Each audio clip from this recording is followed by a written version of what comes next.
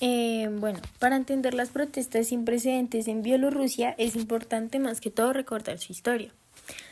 El territorio fue uno de los primeros asentamientos eslavos, etnia que se extendió por el este del continente europeo durante los siglos VI y VII, ya que con el paso de los siglos los reinos de Polonia, Lituania y Rusia ocuparon el territorio por su posición central en el este de Europa. Bueno, ahora lo que voy a explicar es que es un conflicto híbrido. Bueno, básicamente es una situación en la cual pues las partes se abstienen del uso de las fuerzas armadas y actúan combinando pues como la intimidación militar, pero sin llegar a un ataque, y a la explotación de vulnerabilidad económica, política, tecnológica y diplomática.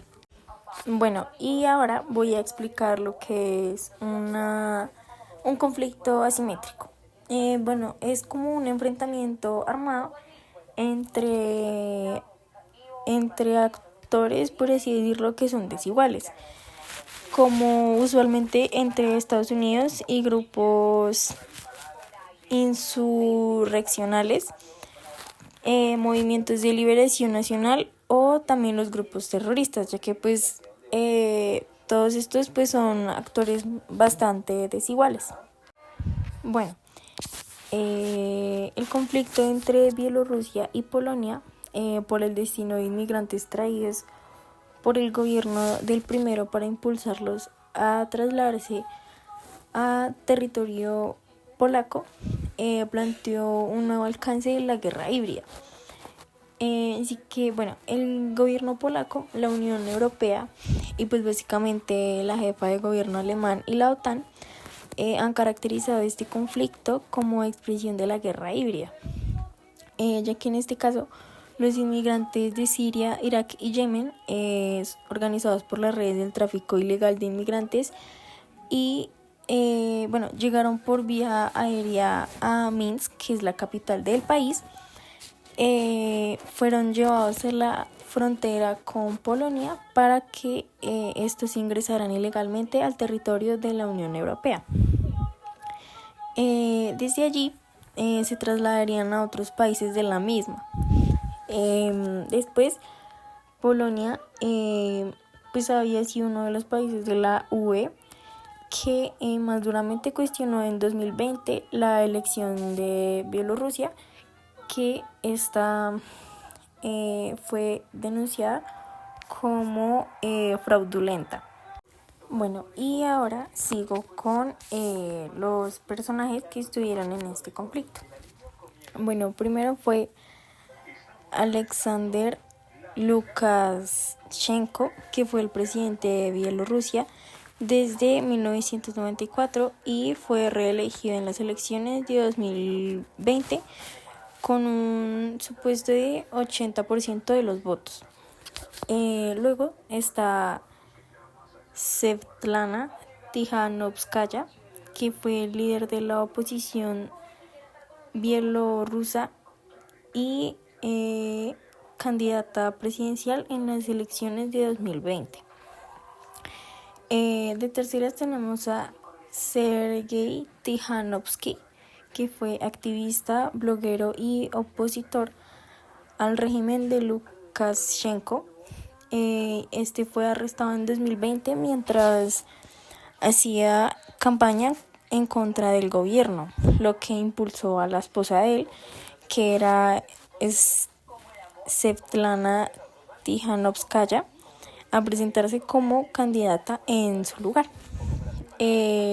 Sigo con María Kolesnikova, que fue un miembro destacado de la oposición, ya que fue una de las principales líderes del Consejo de Coordinación de la oposición, que también fue arrestada en septiembre de 2020 tras resistirse a un intento de deportación forzada.